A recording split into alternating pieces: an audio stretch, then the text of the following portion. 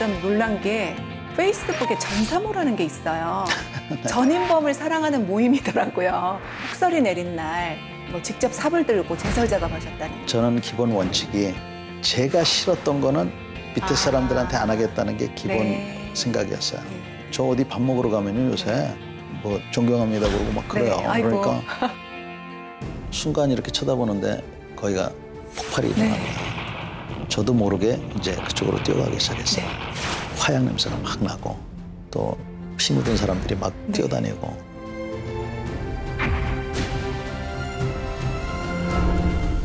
재정임의 문답쇼 킹. 오늘은 권위주의를 내려놓은 리더십으로 팬클럽이 생길 만큼 인기를 모은 장군이시죠. 전인범 예비역 중장 모셨습니다. 중장님 반갑습니다. 네, 안녕하십니까. 이렇게 귀한 시간 내주셔서 정말 고맙습니다. 감사합니다. 네, 전역하신 소감부터 좀 여쭤보고 싶어요. 매일같이 그 휴일 같은 기분으로 지내고 있습니다. 아주 자유롭고 네. 즐겁게 지내고 있습니다. 장군님은 육군사관학교를 마치고 1981년에 임관을 하셨죠. 네, 그리고 그 이후에 27 사단장을 지내시고 네. 한미연합사 작전참모차장을 지내시고 특수전사령관을 지내시고 그리고 지난 7월에 이제 중장으로 예편을 하셨습니다. 근데 이제 육군사관학교 시절까지 합치면 거의 40년을 제복을 입고 보내신 건데요. 제복의 시대 40년을 마감한 특별한 좀 소회가 있으셨을 것 같아요. 남자로서는 네. 정말 보람 있었다고 생각을 했어요. 사람이 사는 데 있어서 여러 가지 길이 있는데 그래도 남자로 태어나서 약자를 보호하고 네. 또 보람 있는 일을 했다는 것에 대해서 너무나 자랑스러웠고 저로서는 뭐 후회 없는 그런 인생 일막을 살았다고 자부합니다. 네. 그렇지만 어떤 아쉬움 같은 게 좀 있지 않으셨을까요? 아, 이제 내가 더 이상 군의 일원이 아니구나. 현역으로는. 네. 혹은 이제 제복을 이별해야 되는구나. 이런 데 대한 아쉬움 이런 건 없으셨을까요? 있었습니다. 그 네. 군복 입고 좀 식당에 들어가면 가끔 그 디스카운트를 해주는데 그럴 일이 앞으로 없을 것 할인 같아서 혜택을 기대할 수 없다. 그런 거지만 그렇지만 네. 또 군복은 벗었지만 네. 사회인으로서 사회에 기여하고 네. 그렇게 할 생각이기 때문에 뭐 큰 차이는 없었던 것 같습니다. 네. 그 한국과 미국 정부로부터 11개의 훈장을 받으셔서 역대 장성 중에 최다 훈장 수훈자다 이런 얘기가 있던데 사실입니까? 네, 최근에는 하여튼 제가 제일 많이 받은 것 같습니다. 아, 그러시군요. 그리고 지난번 저녁식에서는 한미 어떤 협력에, 한미군 협력에 기여한 공로로 미군 정부에서 2개의 훈장을 한꺼번에 수여를 했다는 얘기 들었는데 어떤 의미가 있는 훈장인지 좀 설명해 주세요. 하나는 제가 3번째 받은 건데 네. 미국 사람들도 그 훈장을 3번씩 받기는 쉽지 않아요. Legion of Merit이라고 하는데 네. 그 3번째 원에 받았고 또 하나는 그 미 통합 특수전 사령부에서 저한테 준 건데 동양 사람으로서는 제가 3번째입니다. 한국 사람으로는 처음이고 특전 사령관 밑에는 미군이 수백 명, 그 다음에 미군의 회전익 항공기, 헬리콥터라고 하는 거 네. 하고 고정익 항공기 이런 것들이 다 작전 통제되기 때문에 제가 그런 지휘를 잘했다고 해서 네, 받게 네. 됐습니다. 미군에 대한 지휘권을 잘 행사를 하셨다. 네. 그런 데 대한 이제 네. 공로훈장을 네. 받으셨군요. 그때 사단장 시절인가요? 네. 병사들이 전역을 할 때 네. 굉장히 전역식을 짧게 하신 걸로 유명하셨고 네. 또 사병들한테 내가 여러분한테 해줄 건 없고 장군 격례나 받고 가쇼 이렇게 얘기를 하시면서 아주 거수격례를 하셨다고 그런 걸로 화제가 됐어요.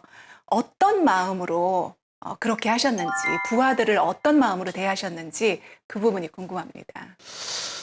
제가 34살에 이제 대대장을 했는데 네. 대대장이 되면은 부하가 400명에서 600명 정도 돼요. 그래서 제가 이렇게 보니까 이거는 정말 국가가 저에게 준 커다란 책임이자 네. 그 부모들에 대한 저의 약속이고 제 개인적으로 굉장히 큰 영광이라고 생각해서 제가 데리고 있는 부하들에 대해서는 정말 잘 보살펴야 되겠다는 그런 생각을 네. 하여튼 강하게 갖고 네, 있었어요. 네.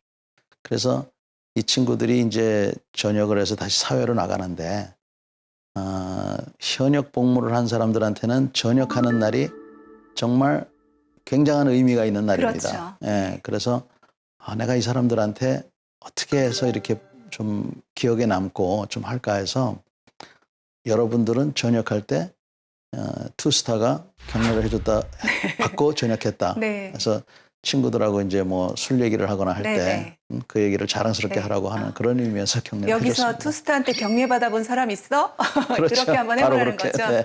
그리고 저 특전사 사령관 시절에는 네. 무슨 훈련은 굉장히 혹독하게 아주 효율적으로 더 강화하셨지만 휴가는 확실하게 보낸다. 그리고 장병들한테 영어 공부할 기회를 준다. 이런 여러 가지 개혁을 하셨다고 들었어요. 어떤 내용인지 좀 소개해 주세요. 특전사령부는 말 그대로 특수부대원들이 근무하는 곳입니다. 그래서 네. 75% 이상은 직업군인이고 의무적으로 온 사람들은 한 20%, 25%밖에 안 됩니다. 네, 그래서 좀 네. 구분해서 생각을 해야 되는데 네. 전문 군인으로서 있는 사람들은 유사시에 적진에 들어가야 돼요. 네. 그래서 제가 그 사람들 눈을 쳐다보면 야, 이 사람들이 국가의 명령을 받으면 적진에 들어가서 정말 아무의 도움도 받지 않고 네. 어려운 임무를 수행하고 살아 돌아올 기약 없이 들어가야 되는구나 해서 이 사람들한테는 정말 살아있는 동안에 네. 훈련도 실질적으로 시켜주고 장비도 좋은 거 주고 네. 또 대부분이 결혼했으니까 네. 가족들하고 좀 시간 좀 보내게 해주고 이런 생각을 가져서 네. 네. 훈련도 시키고 했는데 통상 훈련을 많이 시키면 불만이 많은데 네. 네.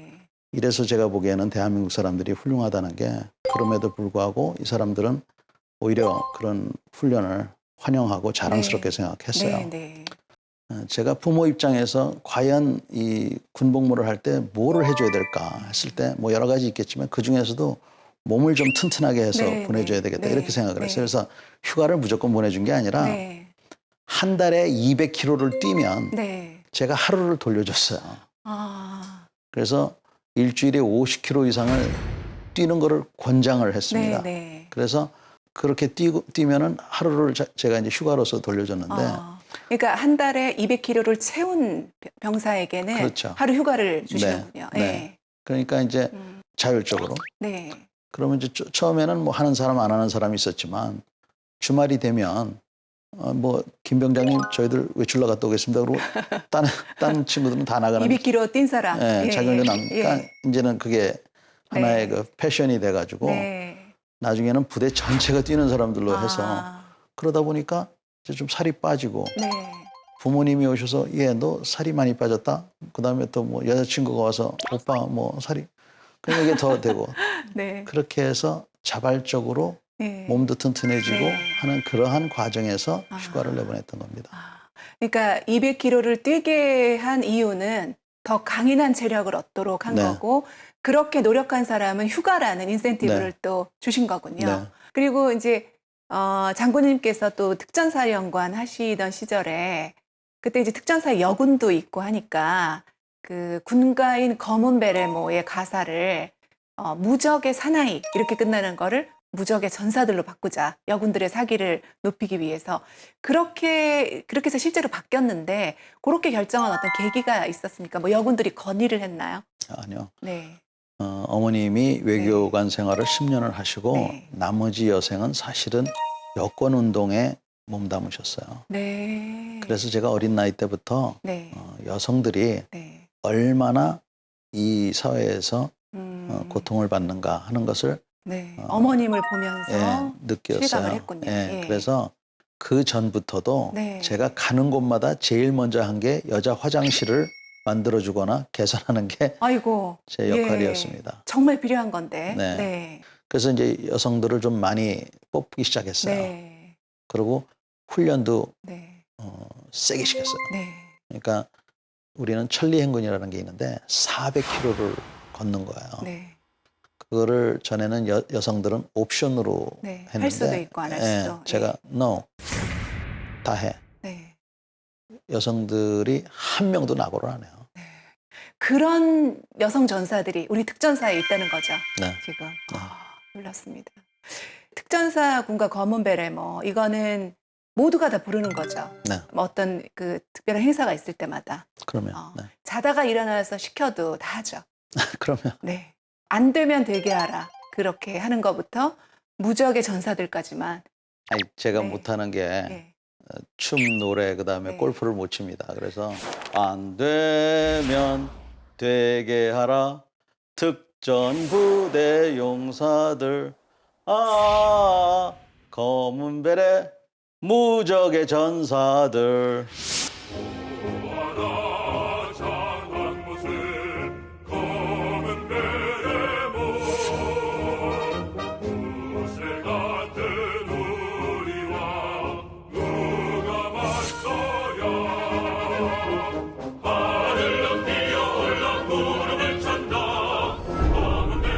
그 장군님은 이제 1983년에 버마, 그러니까 옛날엔 버마고 지금은 미얀마인데 거기서 이제 아웅산 테러라고 우리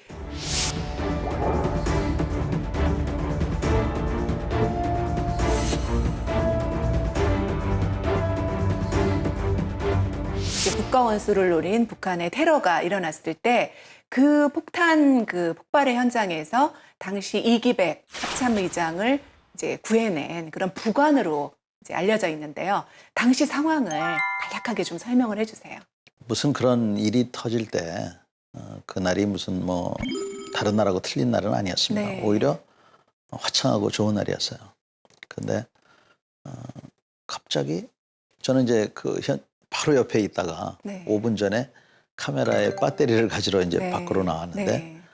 순간 이렇게 쳐다보는데 거기가 폭발이 네. 일어난 거예요. 그래서 저도 모르게 이제 그쪽으로 뛰어가기 시작했어요. 네. 중간쯤 갔는데 네. 이제 화약 냄새가 막 나고 또 피 묻은 사람들이 막 네. 뛰어다니고. 그리고 또 어디서 터질지 모르는 상황 아니었을까요? 그렇죠. 예. 굉장히 무서웠어요. 네. 중간쯤 가고 나서부터는 발이 떨어지질 않는 거예요. 네. 그래가지고 들어갈까 말까 들어갈까 막 이런 생각이 드는데 갑자기 그동안 제 짧은 인생이었지만 저를 격려해준 선배들 네. 또 제가 야단친 후배들 네. 그 후배들한테 고귀한 소리는 다 하거든요. 네. 그 선후배들 얼굴이 쫙 지나가더라고요. 그래서 제가 무조건 그냥 들어갔어요. 들어가야겠다. 들어갔는데 네. 우리 의장님이 계신 네. 거예요. 네. 그래서 하여튼 너무 무서워서 네. 빨리 모시고 그때 밖으로. 부상이 심각했다고 들었어요. 네, 원래는 합참의장이시니까 가운데 쓰셔야 되는데 네.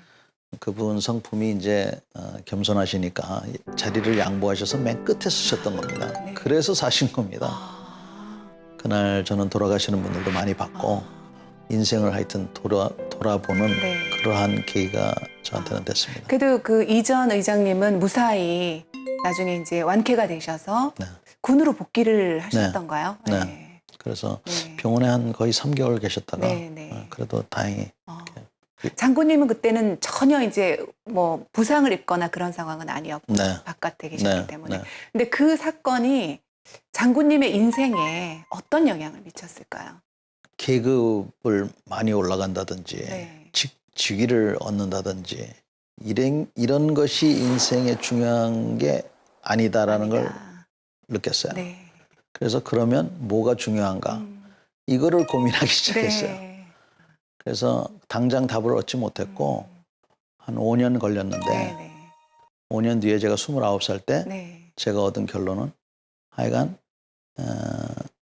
이 세상을 좀 더 좋은 세상으로 만들고 떠나야 되겠다라고 네. 생각을 했어요. 내가 길을 쓰고 어디에 올라가 봤자 어떤 사고로 무슨 일을 당할지 모르는 게 세상이다. 그런 충격을 이제 그때 한번 받으신 거군요. 장군님은 2007년에 아프가니스탄에서 그 이제 반군 집단 탈레반에 의해서 한국인이 이제 피랍됐을 때 우리 정부의 군사협조 뭐 대표단, 협조단 이렇게 파견이 돼서 거기서 이제 협상도 하시고 해서 그 인질들을 무사히 구출해내신 걸로 알려져 있는데 당시 상황은 어땠던 거예요? 기독교 활동을 하지 말아야 할 곳에 가셔서 너무 무리하셨죠. 네, 인질이 되셨는데 하여간 어찌됐건 이분들을 무사히 이제 데리고 나와야 되는데 협상은 저희가 안 했어요. 협상은 우리 외교부하고 우리 국정원에서 했고 근데 이게 전쟁 지역이지 않습니까? 그러니까 이분들이 협상할 수 있는 모든 조건을 만들어주는 게 저의 역할이었습니다. 네. 저희하고 저희 단의 역할이. 네. 그래서 제가 이제 가서 필요한 정보도 네. 전달해주고 아, 그다음에 우리 입장에서는 탈레반들이 그렇게 막 협박을 하고 하니까 대대적인 군사작전을 감행을 하면 우리 인질들을 살해할 거 아닙니까? 네. 그래서 그쪽에다가 군사작전을 좀 자제해달라. 네, 이거 참 네. 무리한 부탁입니다. 네. 그런 것도 협조하고. 네. 그걸 떠나서 저희가 그 ISAF 사령부라고 다국조권 사령부인데 네. 네. 거기 지휘 통제실에 들어가서 자리도 확보하고 컴퓨터도 쓰고 네. 전화도 쓰고 뭐 이런 걸 해야 되는데 네. 그게 그렇게 쉽지가 않아요. 네. 왜냐하면 거기는 나토기 때문에 나토 규정에 따라야 되는데 네. 그때 미군들이 많이 도와줬어요. 아, 그리고 정말 규정에 얽매이지 않고 네. 도와줘서 제가 그때 느낀 게 정말 친구라는 게 이런 거구나. 네. 그때는 군사작전을 만에 하나 상황에 대비해서 네. 준비를 하셨군요. 네. 갑자기 밤에 저보고 오라는 거예요. 그래서 그런 일이 별로 없거든요. 네. 갔더니 야밤에 그 차량 7대가 움직이는 거를 발견했다는 네. 겁니다. 근데 이 아프가니스탄에서는 야간에 차량이 움직이는 네, 일이 네. 없어요. 네. 그래서 차량들이 움직이는데 네. 마침 그 아프간 군인들하고 미군들이 이제 매복을 써서 덮치려고 네. 한다는 네. 거예요. 네. 그런데 거기 있는 주 아프간 미국 대사가 그 작전 하기 전에 거기 한국 대표가 나와 있으니까 그 사람한테 허락을 받으라고 해서 저한테 전화가 온 거예요. 작전하기 전에. 예. 그래서 제가 그때 네. 원스타인데 네. 제 입장에서는 한국으로 전화해서 네. 저희 작전 본부장한테 자추정을 설명을 드려야 네. 되거든요. 네. 그럼 한국은 새벽 한 4시쯤 됐어요. 네. 그럼 작전 본부장은 야 잠깐 기다려. 합참 의장님한테 보고를 네. 해야 되고 네. 합참 의장님 잠깐 기다려. 아, 뭐 장관님한테 보고해야 되고 예. 안 되겠더라고요. 네. 그래서 그냥 하라고. 네. 그랬더니 그 미군들도 정말이냐고 그러더라고요. 그래서 네. 하라고. 그래서 저는 속으로 야 이제 내 인생은 끝났구나. 이게 뭐 어찌됐든 지휘 계통도 안 밟고 그냥 뿐만 아니라 결정을 내렸으니까. 이런 네. 작전을 하면 네. 기적이 일어나서 단 한 번도 다치지 않으면 네. 모르지만 그러니까 그 차량에 인질이 타고 있다고 생각을 이제 했던 생각을 거죠. 한 겁니다. 그래서 이제 덮쳐서 예. 구해내겠다. 예. 예. 그래서 그분들 뭐 한두 명이라도 다치면 이제 책임은 그렇죠. 제가 전적으로 예. 져야 되니까. 그래서 이제 각오를 단단히 하고 있는데 요 대화를 나누는 순간에 음. 이 차량이 인근 마을로 들어갔대요. 어. 그래가지고 이 사람들이 쫓아 들어간 겁니다. 네. 들어갔더니 통나무밖에 없었대요. 그래서 네. 그때 제가 그렇게 해서 네. 그 당시 그 했던 미군이 네. 저를 굉장히 좋아하게 됐고 네. 5년 뒤에 그 사람이 우리나라에 작전 참모로 왔는데 한미연합사에. 저하고 예. 같이 일을 하게 네, 돼서 네. 참 세상이 넓고도 네, 좁다는 걸 네. 느꼈어요.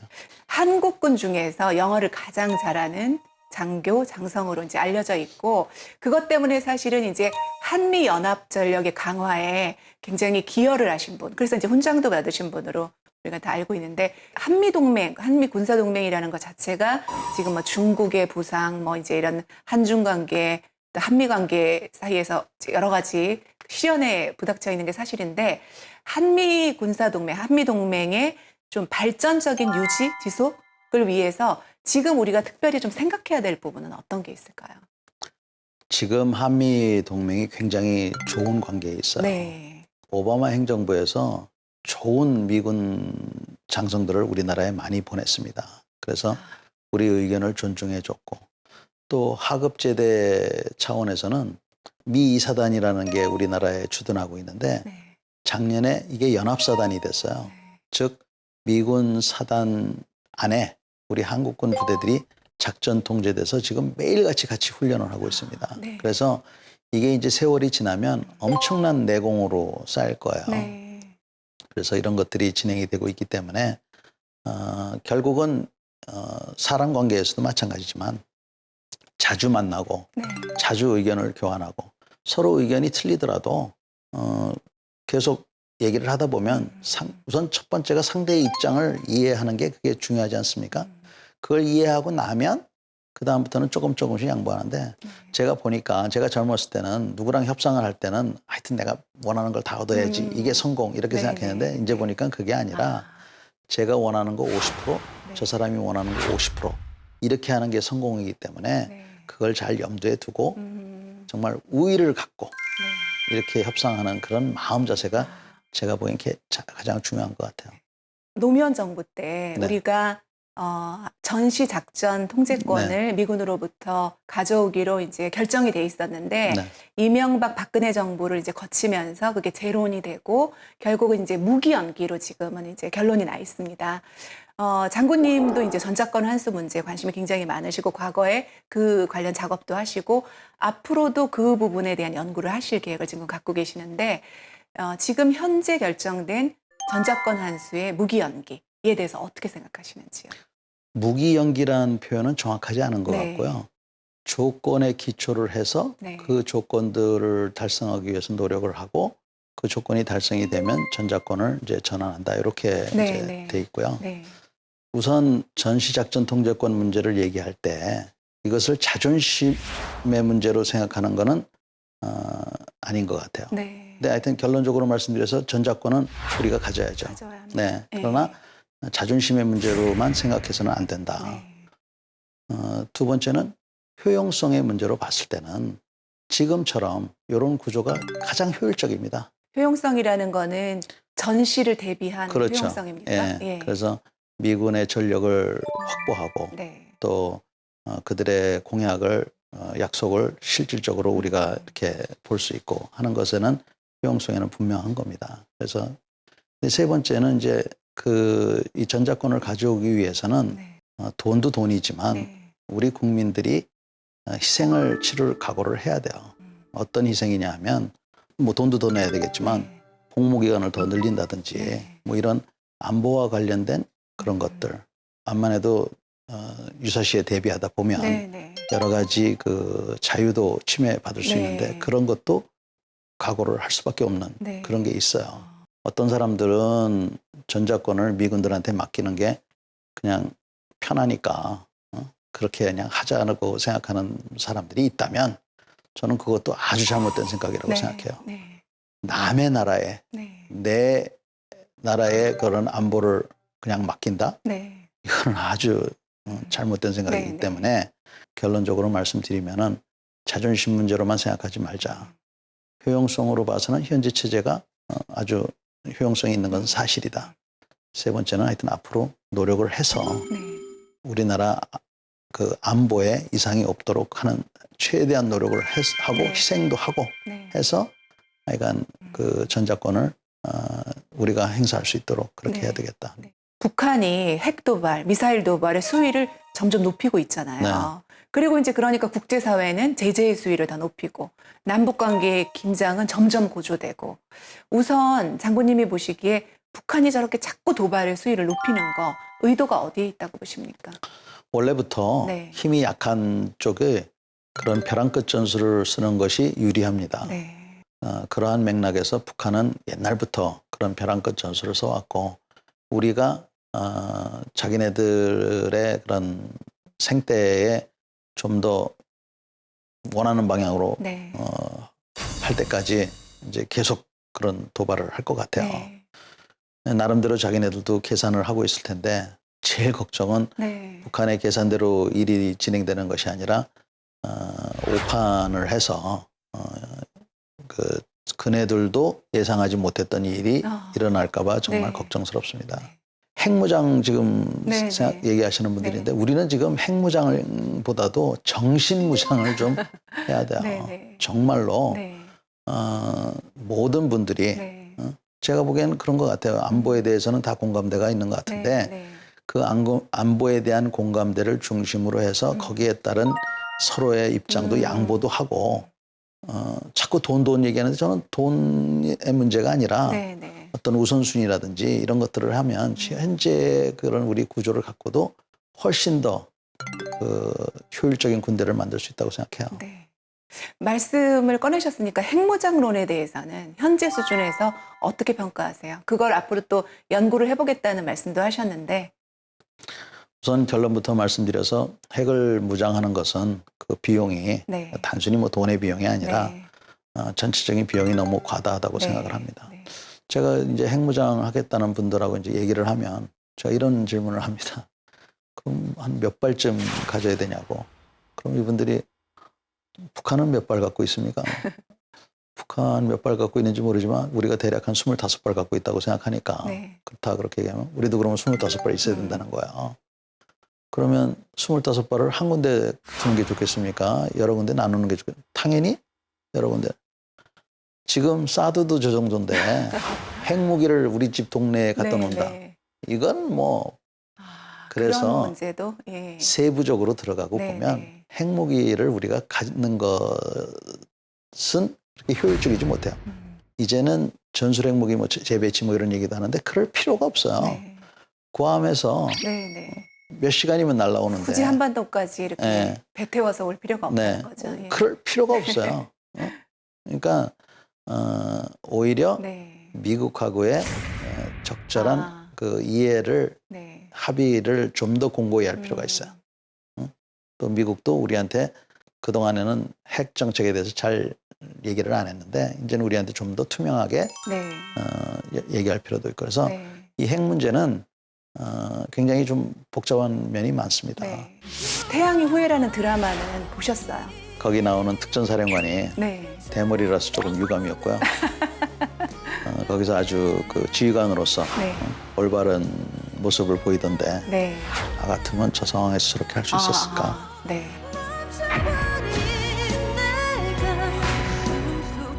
최근에 남경필 경기도지사, 김두관 더불어민주당 의원이 모병제 논의를 끌고 나왔어요. 우리도 모병제를 검토해야 되고 장기적으로 도입해야 된다. 이런 주장을 했는데 모병제에 대해서는 어떻게 생각하십니까? 저는 모병제는 반대입니다. 네. 지금 저는 미군들하고 이제 오래 생활을 했고 또 제가 다른 나라하고도 많이 이렇게 네, 근무를 네. 해봤어요. 네. 모병제를 하는 모든 나라들이 지금 후회한다고 해도 과언이 아니에요. 예. 그래서 미국 같은 경우도 전체 국민의 0.5%만이 군복을 입고 있고 네. 별로 관심이 없어요. 네. 그래서 사실은 이라크하고 아프가니스탄에서 네. 벌써 15년째 전쟁을 하고 있습니다. 네. 자기네 나라 국민의 0.5%밖에 관여를 안 하고 있으니까 네, 네. 그렇게 오랜 전쟁을 할 수 있는 거예요. 음. 이 지금 모병제를 얘기하는 게 청년 실업 해결하고 네. 그다음에 뭐 남자 숫자가 적어서 그렇다고 그러는데 저는 거기에 동의하지 않습니다. 한 달에 200만 원 준다고 300만 원 준다고 군대 갈 것 같으세요? 절대로 안 갑니다. 네. 청년들이 부족해서 어쩔 수 없다고 그러는데 네. 아니 여자들도 군대를 갈 수도 있는 문제고 네. 그다음에 복무 기간을 다시 늘릴 수도 있는 문제고 네. 그다음에 사실은 병력 조정할 때도 많아요. 네. 예를 들면 네. 네. 우리 군에는 회관이라는 게 있어요. 회관에 거기 차 갖다 주는 그런 역할을 하는 군인들도 아. 있어요. 꼭 군인이어야 하나 그런 사람들이. 그렇죠. 예, 예. 그리고 그런 사람이 체력이 뭐 1급이고 2급이고 그럴 필요 뭐 있어요. 그러니까 면제된 사람들 보면 네, 네. 차는 갖다 줄 수 있잖아요. 그렇죠. 그러니까 네. 그렇게 해야 된다고 저는 생각해요. 재배치도 가능하고 인원 조정도 가능하니까 네. 뭔가 국방에 대한 국민 전체의 책임감을 네. 유지하기 위해서라도 모병제는 좀 곤란하다. 네. 그런 그래서 생각을. 좀 조정을 해서 네. 모병제를 기반으로 해가지고 직업군인을 좀 늘리는 거는 가능하겠지만 그러니까 징병제는 기반으로 하고 네. 일부 그렇죠. 모병의 예. 어떤 할 수도 직업군인, 그렇게 어떤 할 수도 특수한 있겠지만 능력이 필요한 사람들을 예. 지금도 사실은 네. 우리 군의 40%가 하사 이상으로 돼 있어요. 네, 네. 그분들은 이제 직업군인인 거죠. 네. 그래서 이미 우리는 그쪽으로 많이 가고 있어요. 네. 그러나 징병제의 근간을 흔드는 건 좋지 제가 않다. 보기에는 그거는 아주 위험한 발상이라고 네. 생각합니다. 그리고 방산 비리에 관해서 좀 여쭤볼게요. 지금 뭐 군의 무기 도입과 관련한 리베이트 문제, 또 구입해 놓은 걸 봤더니 불량품이더라. 뭐 그런 부분 기능을 안 하더라. 그래서 이 국방 예산, 특히 무기 구입 예산 집행에 대해서 국민 불신이 굉장히 높습니다. 왜 이런 방산 비리가 거듭된다고 보시는지, 어떤 대안이 필요하다고 보시는지요? 우선 제가 얼마 전까지 군복을 입었던 사람으로서 정말 국민 여러분들한테 부끄럽고 네. 죄송스럽습니다. 왜 이런 일이 일어나느냐? 사람이니까 그렇겠죠. 네. 그래서 그 작은 유혹을 뿌리치지 못해서 그런데 이런 사례들은 외국에도 보면 많아요. 미국에도 그런 비리들이 많고 그러나 이런 과정을 통해서 이제 정화가 되고 많이 이제 정립이 될 거라고 저는 기대를 하고 있습니다. 근데 여기서 한 가지 생각하실 게 지금 우리가 새로운 어떤 무기 체계를 도입하고 하는데 10년이 걸려요. 네. 투명성을 너무 강조하다 보면 이 10년이 또 15년이 될 수가 있고 20년이 될 수가 있어요. 그러니까 기간이 자꾸 늘어나는 네. 게 투명성을 강조하다 보니 네. 네. 너무 이제 이게 지체가 된다는 네. 말씀이시군요. 그래서 예. 균형을 좀 잘 네. 유지를 해서 네. 무기 조달이 잘 될 수 있도록 우선 전문성을 좀 가져야 됩니다. 네. 네. 무기 구매라든지 이런 거를 하시는 분들이 네. 아는 분들이 그러니까 예. 무기 구매를 하시는 분들은 무기 구매에 대한 전문성을 갖고 있지만 네. 실제로 쓰는 거는 저 같은 사람, 그러니까 군인들이 쓰는 네, 거예요. 네, 네. 이 군인들이 자기가 뭘 필요로 하고 왜 필요하고 언제까지 필요로 하고 이런 것들을 좀 잘 설명할 필요가 있어요. 네. 그리고 이 조달해 주시는 분들은 지금처럼 10년 걸리면은 이거 곤란하고 빨리빨리 좀 네. 해 주셔야 되는데 이번에 그 방산 비리 뭐 이런 것 때문에 이 기간이 더 늘어날까 봐 네, 좀 네. 걱정이고 그다음에 이 저희가 수조 원을 쓰지 않습니까? 네. 우리나라가 이제 탱크도 세계 최고 수준의 탱크, 항공기도 세계 최고 수준의 항공기를 만드는데 실제로 그 총이라든지 이 기본적인 어떤 무기는 관심 갖는 게 좀 덜해요. 네. 그래서 그러니까 거기에 비싼 첨단 무기를 앞다퉈 들어오면서 네, 늘 써야 되는 그런 네. 장비는 네. 낙후돼 있군요. 그래서 거기에 좀 더 네. 관심을 그건 돈도 상대적으로 적게 듭니다. 네. 그래서 그렇게 해야만이 각계 개별 군인이 좀 더 자신감을 갖고 체력도 이제 좀 네. 강해지면 네. 그러면은 북한이 우리를 그렇게 우습게 못 본다는 네. 거죠. 그리고 이제 군 인사, 특히 이제 장병 인사들 관련해서 아들 군에 보낸 집들에서는 불만이 부글부글합니다. 그러니까 뭔가 좀 고위층 자제나 돈 있는 집 자제는 우리가 이제 젊은이들 흔히 꿀보직 그렇게 얘기를 하는데 뭔가 이렇게 혜택이 있고 편한 보직으로 배치를 받고 그렇지 않은 경우에는 뭐 이제 불이익을 당하고 이런 현상이 좀 사라지지 않는 이유는 뭔지 어떤 대책이 필요한지 그것도 좀 말씀해 주세요. 사회자님 그 이번에 나타난 현상은 네. 아주 단면이라고 생각을 해요. 네. 지금 조금 나이 드신 분들은 다 동의할 거라고 생각하는데 옛날에는 정말 그 보직과 관련해서 많은 부정이 있었어요. 네. 지금은 누구나 아시다시피 컴퓨터로 네. 추첨을 네. 하기 때문에 네. 굉장히 공정해졌습니다. 많이 좋아진 거군요. 예. 예전에 비하면. 예. 또 그렇다고 그래서 요 최근에 나온 지적들이 전혀 허무맹랑한 얘기냐? 저는 그건 또 그렇지 않아요. 그래서 요번에 지적이 나오고 특히 김영란법이 발효가 됐기 때문에 네, 제가 네. 보기에는 군에 이제 앞으로 그 남았던 조금의 그런 불합리한 거 이게 해결되는 시발점이 될 거라고 저는 기대를 해봅니다. 네. 그런데 여기서 다른 거를 저는 하나 좀 제기를 하고 네, 싶어요. 네. 최전방에 근무하는 병사도 21개월을 근무하고 네. 여기 서울에 또는 소위 말하는 후방에. 꿀보직에 네. 있는 친구들도 네. 21개월을 근무해요. 저는 그거 형평에 맞지 않다고 생각해요. 그거는 좀 차등을 둬야 된다는 생각을 저는 하시는군요. 차등을 둬야 된다고 네, 생각해요. 네. 그래서 그러니까 최전방에 가서 근무하는 병사들은 좀 짧게 근무하고 제대할 수 있게 해주자. 그렇죠. 네. 그래서 저는 이런 후방에 있는 친구들은 평일날 외출도 내보내줘도 된다고 생각해요. 네, 네. 못 내보내줄 이유가 없어요. 제가 네. 봤을 때는. 그렇다고 뭐 매일 나가는 것도 아닐 텐데. 그 대신 복무 기간을 좀 늘리고 네. 전방에 그렇게 할 수 없는 여건에 있는 사람들. 또 비록 위치는 후방에 있더라도 뭐 기동대라는 게 있어요. 네, 네. 기동중대라든지 뭐 특공부대라든지 특전사라든지 네. 이런 데 있는 사람들은 또 거기에 맞게 네. 차등을 두어서 전방에 있는 사람은 한 15개월만 근무하고 네, 네.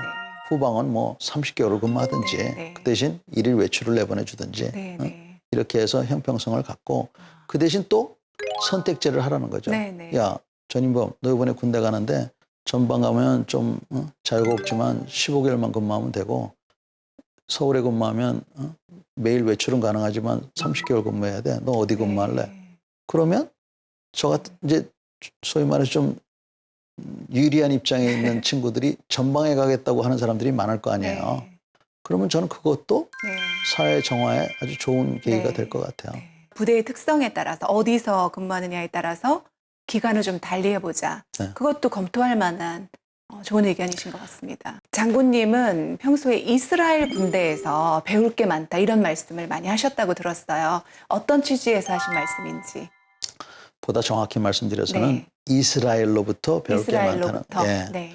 제가 중학교 1학년 때 73년 10월 전쟁이 일어났어요. 그래서 그때 그 이스라엘이 이집트군을 포위하고 또 시리아군을 경멸하는 그런 것들을 책으로 봤을 때 네. 제가 굉장히 매료가 됐었습니다. 네. 그래서 평생 가고 싶은 데가 이스라엘이었는데 네. 제가 요번 금년에 한번 갔었어요. 네. 역시 저의 기대에 어긋나지 않게 음. 하여간 모든 게 실질적이고 실용적이었어요. 네. 그리고 여건이 우리랑 비슷해요. 오히려 우리보다 더 힘들어요. 네. 거기는 뭐 전쟁이 수시로 지금 벌어지고 있잖아요. 지금도 전투가. 네. 전투가 있지만 네.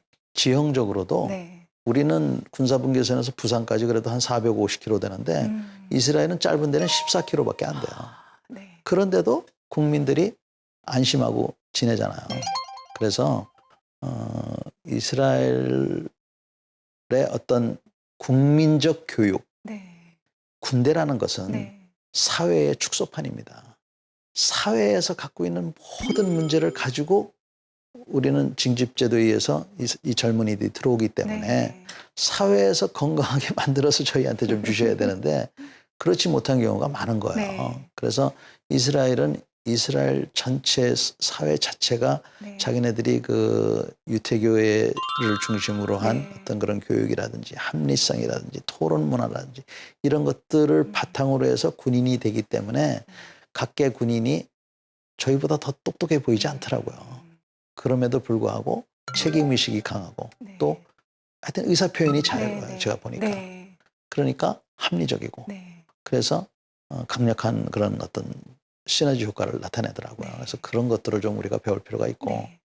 그 사람들의 과학이 군사과학이 아주 대단합니다. 네. 유명하더라고요. 네. 굉장히 발전돼 있다고. 그래서 제가 네. 가서 보니까 이스라엘하고 아랍하고 싸우는 게 아니라 아랍하고 알파고랑 싸우는 거더라고요. 이길 수가 없어요. 네. 그래서 그런 것들도 저희가 좀 많이 배울 만하다 하는 생각을 했습니다. 네. 첨단 과학과 결부된 네. 어떤 그런 부분하고 네. 이제 어떤 의사소통 과정에서의 정신력을 바탕으로 정신력. 하고 네. 예, 뭐 그런 부분도. 아까도 말씀드렸지만 네. 저희는 정신무장을 하는 것이 네. 약간 급선무라고 생각합니다. 네.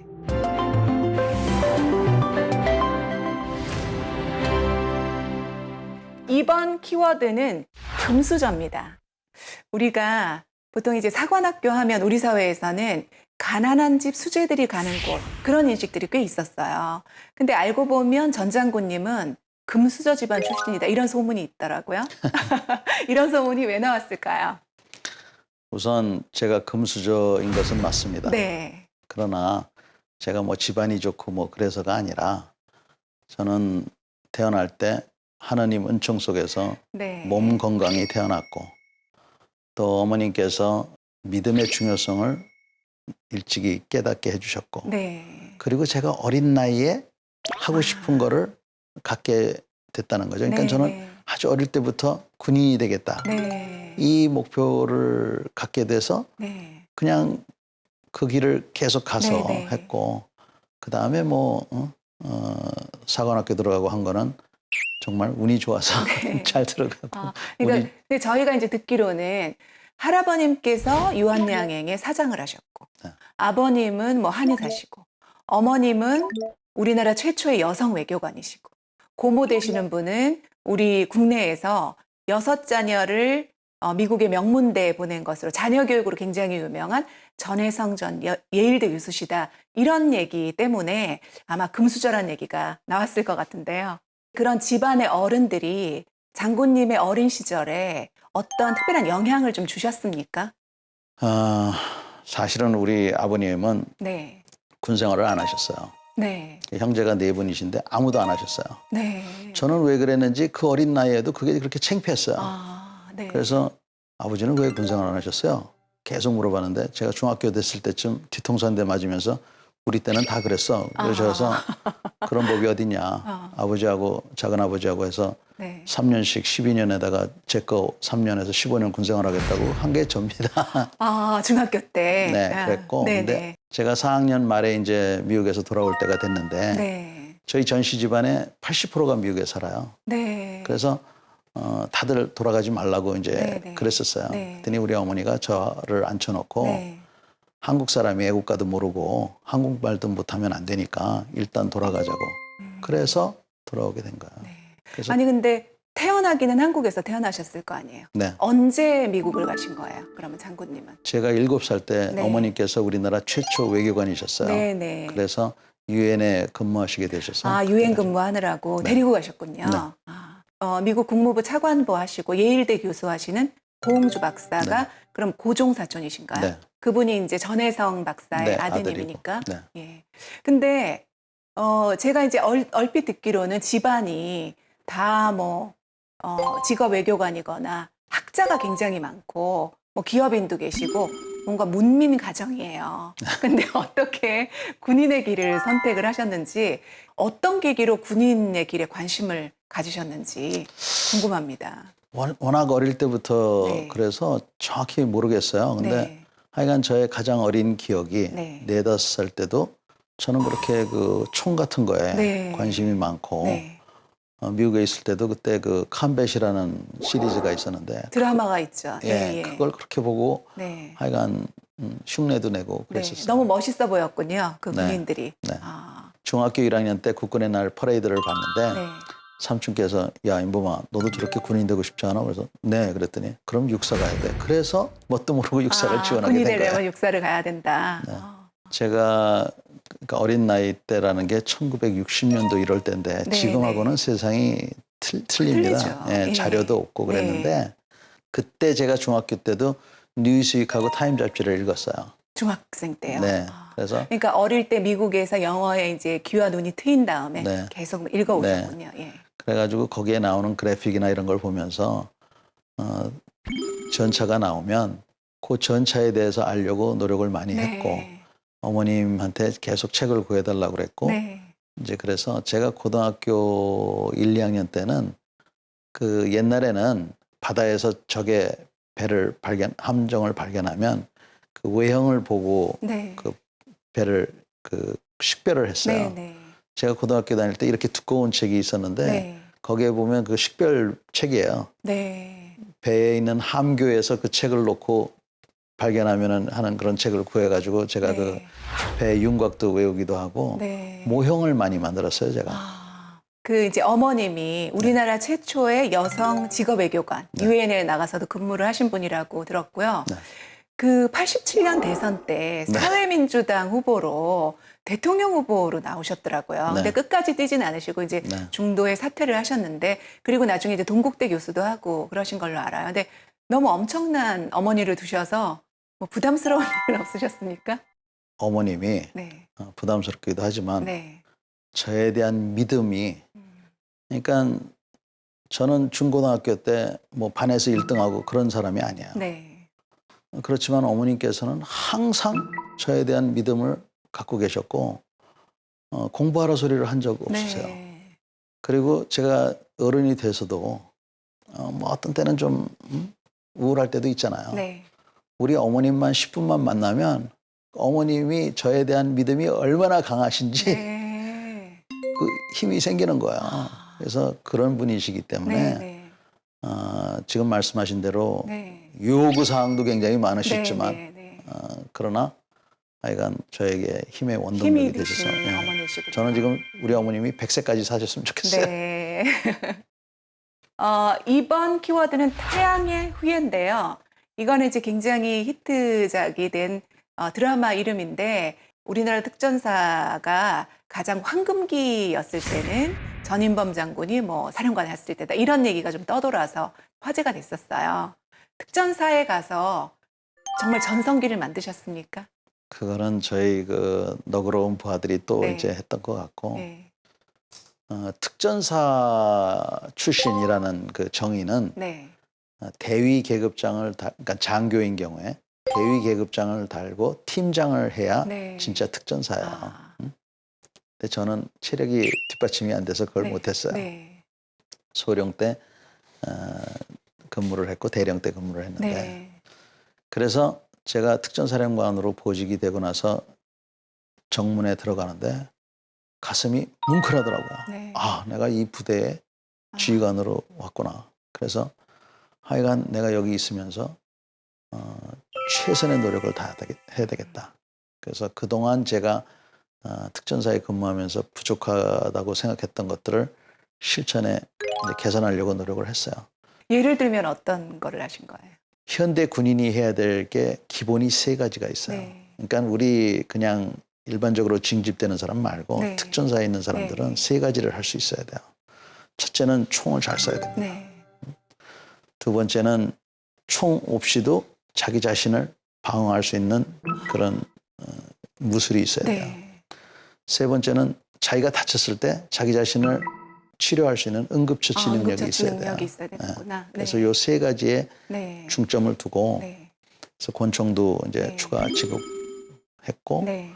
그다음에 이제 이 격술도 네. 보완을 했어요. 네. 태양의 후예라는 드라마는 보셨어요? 네. 조금. 네. 그 드라마 속에서 저 인물은 나랑 비슷한데? 뭐 이런 사람을 발견한 적은 없으세요? 송중기를 꼽으시지는 마시고요. 곤장이 됩니다. 거기 등장하는 인물 중에 혹시 기억나는 인물 없어요? 거기 나오는 특전사령관이 네. 대머리라서 조금 유감이었고요. 그다음에 거기서 아주 그 지휘관으로서 네. 올바른 모습을 보이던데 네. 제가 제 자신한테 자문을 했습니다. 네. 야, 나 같으면 저 상황에서 저렇게 할 수 있었을까? 네. 고민을 했는데 제 양심에 따라서 했을 것 같아요. 네. 어쨌든 그 인물은 좀 마음에 드셨군요. 그 네. 프로가 네. 처음에는 저는 이제 직업 군인이니까 네. 저 같은 사람한테는 그 총이 그 진짜 맞는 총인지 뭐 신발이 맞는지 이런 게 굉장히 그런 리얼리티 체크를 아까, 계속 하시는군요. 아까 그 밀떡이라고 그러셨는데 네, 네, 네. 우리는 그런 게 있어요. 네. 정확해야 돼요. 네. 그래서 그 틀린 거 네. 그런 거 이제 발견할 저거 아닌데. 때 그런 이제 네. 했는데 그래도 거기서 그 작가 선생님 제가 언제 한번 기회 되면 인사 좀 드리려고 네. 그러는데 그분들이 아주 그 애국심도 불러일으키고 네. 또 군인 정신이 뭔지 모를 텐데 군인 정신을 불러일으키는 그런 대목들이 있어서 네. 아주 저는 네. 감사하게 생각했어요. 군 생활이 35년이신 거예요. 뭐 36년이라고도 말씀하시기도 하고. 거의 그렇죠? 36년. 36년 거의 네. 이제 만으로 35년 네. 정도 하셨는데 그 군 생활 전체를 통틀어 보셨을 때 조금 이제 가슴 한구석에 이렇게 남는 부분이 제가 짐작하자면 그 특전사 포로 체험이라고 이제 기사로 저희는 봤습니다만 포로 체험 훈련을 하다가 당시 하사인가요? 하사 2명이 숨졌잖아요. 아마 굉장히 가슴이 아프셨을 거라고 생각을 하는데 최근에 어떤 이제 그 시민단체를 하시는 분이 이제 어디 글을 쓴 내용을 보니까 준비를 부실하게 했고 현장 관리를 매우 부실하게 해서 정말 아까운 장병 2명이 숨졌는데 누구도 책임지지 않았다. 그러니까 최근에 보니까 그 이제 그거 훈련 실무를 준비한 사람, 현장 관리한 사람이 다 무죄 선고를 받아서 결과적으로는 아무런 누구도 책임지지 않아서 이건 문제가 있다라는 취지의 글을 썼더라고요. 그때 이제 당시 특전사령관이셨으니까 거기에 대해서는 어떤 생각을 갖고 계십니까? 우선 포로 체험 훈련이 아니고 네. 포로 극복 훈련이에요. 포로 극복 훈련. 네. 그리고 지금 사회자님께서 얘기하신 것 외에 네. 영화를 보다가 뭐 했다. 영화를 보다 아이디어를 떠올렸다. 예, 예. 뭐 이런 얘기도 네. 합니다. 네. 제가 이 부분에 대해서 네. 할 얘기는 많지만 네. 마치 제가 변명하는 것처럼 들릴까 봐 네. 얘기를 하지 않겠습니다. 네. 그러나 이들이 무죄를 받은 것은 미필적 고의에 의한 어떤 살인 이런 것들에 대해서 무죄를 받았지만 우리는 징계라는 게 따로 있어요. 그래서 그 사람들이 징계를 또 받았고 이런 일이 일어나면 네. 저 같은 사람이 처음으로 이제 묻는 거는 야, 제가 아들이 둘 있거든요. 네. 내 아들이었더라도 저런 훈련을 시켰고 했겠느냐. 만약에 제가 우리 아들은 귀에서 저런 훈련 안 시켜. 그 대신 남의 집 자식은 시켜. 이런 사람이라면 이건 짐승이죠. 네. 그래서 제 자식이라도 그 훈련을 시켰을 것이고 네. 다만 그분 지금 말씀하신 현장 준비가 소홀했다. 네. 뭐 이런 것들은 또 사실이에요. 네. 그런 것들이 전혀 없었던 게 아니에요. 네. 전후 사정은 있었지만 네. 그래서 정말 큰 대가를 지불했어요. 네. 이 두 명의 희생을 네. 라는 아주 큰 대가를 지불했는데 그러한 대가를 지불한 만큼 다시는 그런 안전사고가 나지 않도록 하는 환경에서 그런 훈련이 계속되고 우리 부대원들이 혹시 그런 상황에 놓이게 되면 네. 잘 극복해서 살아 돌아올 수 있는 그러한 계기가 됐으면 하는 거죠. 네. 그 지금까지 살아오시면서 마음에 새겨온 어떤 좌우명, 그러니까 어떤 흔들리는 순간에 어떤 그 지침이 됐던 좌우명이나 인생 철학이 있으시면 좀 소개해 주세요. 저희 집안의 가훈이 네. 그러니까 저희 선대로부터 재승부덕이에요. 재승부덕이에요. 네. 네. 재주가 덕을 앞서면 안 된다. 네. 그래서 그거 이제 기본으로 돼 있지만 어, 저는 이제 우리가 이렇게 지내다 보면 신경질 나는 일들이 좀 많잖아요. 그래서 저는 이제 어떻게 생각하냐면 오늘은 나한테 하여튼 제일 좋은 날이고 네. 저 사람한테는 오늘이 좀 안 좋은 날일 수도 있다. 그래서 그 사람이 저한테 좀 서운하게 하더라도 남이 나를 화나게 했을 때. 하더라도 네네. 아니 저 사람이 나한테 그러는 게 아니라 뭐 아. 다른 일이 있었겠지. 뭐 부인한테 야단을 맞았거나 음. 오다가 뭐 구두 뒷굽이 부러졌거나 네, 그래서 네. 그냥 저한테 화풀이 하나 보다 하고 네. 그냥 넘겨서 네. 남에 의해서 네. 내 하루가 망쳐지는 일을 이제는 안 가지려고 그럽니다. 네. 전에는 제가 젊을 때는 좀 네. 신경질이 많아가지고 네. 조금이라도 기분 나쁘게 하면 팍 들어서고 막 그랬는데 이제는 제가 그냥 웃어버려요. 그래서 무슨 일이 있었겠지 이렇게 네, 생각하시면서. 넘어가고 네. 하여간 하루하루를 네. 즐겁게 지내고 네. 제가 즐거우려면 제 주변에 있는 사람들이 다 즐거워야 된다고 저는 네. 생각을 해요. 그래서 그 사람들에게 하여간 마음의 상처를 주지 않도록 특히 말 조심하고 네. 하려고. 인간관계에서 너무 중요하죠. 그런 부분이. 강한 군대, 용맹스런 군인을 위해 계급장을 내려놓고 함께 달린 진짜 장군 전인범. 그의 이야기를 들으시면서 여러분도 나라를 위해 안락함을 잊은 군인들의 노고를 잠깐 돌아보는 시간 가지셨으면 좋겠습니다. 함께 해주셔서 고맙습니다.